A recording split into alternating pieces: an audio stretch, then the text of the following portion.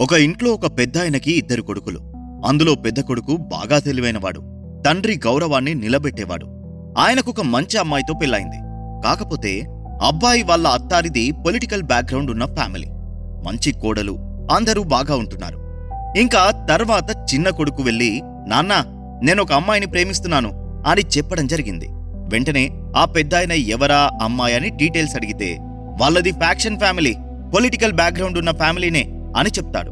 అయితే కొడుకు గురించి, కొడుకు భవిష్యత్తు గురించి బాగా ఆలోచించి ఆ పెద్దాయన ఆ అమ్మాయి మన ఫ్యామిలీలో సెట్ కాదు, మన కుటుంబాన్ని విడదీస్తుంది అని చెప్పి కొడుక్కి నచ్చచెప్తాడు.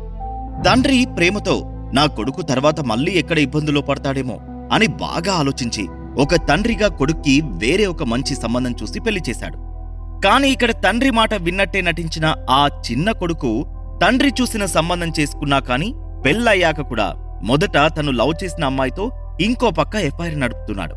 వీళ్ళ పిచ్చి ఎంత ముదిరిందంటే, ఇంట్లో పెద్దోళ్ళు చూసి పెళ్లి చేసిన వాళ్ళకి విడాకులు ఇచ్చి మరి మనిద్దరం కలిసి ఉందామనేంతలా ముదిరింది. చిన్న కొడుకు మళ్ళీ మళ్ళీ ఇంట్లో తండ్రికి ఎప్పటికప్పుడు ఆ అమ్మాయి గురించి చెప్తూనే ఉన్నాడు. ఇదంతా చూస్తున్న ఆ పెద్దాయన, నువ్వు ఆ అమ్మాయిని పెళ్లి చేసుకుంటే నా ఇంట్లో ఉండడానికి వీల్లేదు, నా మొహం కూడా చూడకు అని సీరియస్ వార్నింగ్ ఇచ్చాడు.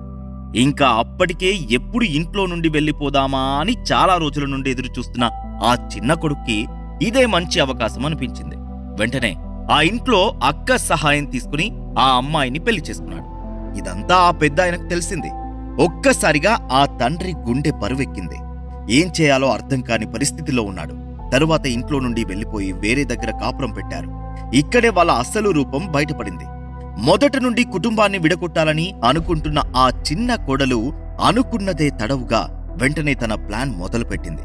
ఇక భర్తకి లేనిపోనివన్నీ నూరిపోయడం, ఆస్తుల గురించి అడగమని చెప్పడం, నాన్న గురించి, అన్న గురించి, వదిన గురించి తప్పుగా మాట్లాడడం, ఇలా ప్రిపేర్ చేసింది.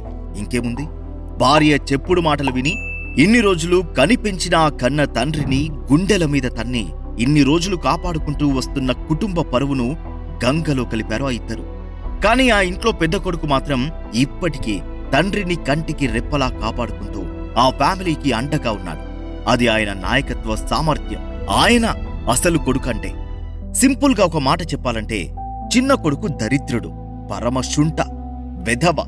ప్రేమించిన అమ్మాయితో పెళ్లి కాదన్నాడని ఆ కుటుంబ పరువే తీశాడంటే ఎంత మూర్ఖుడు అర్థం చేసుకోవచ్చు.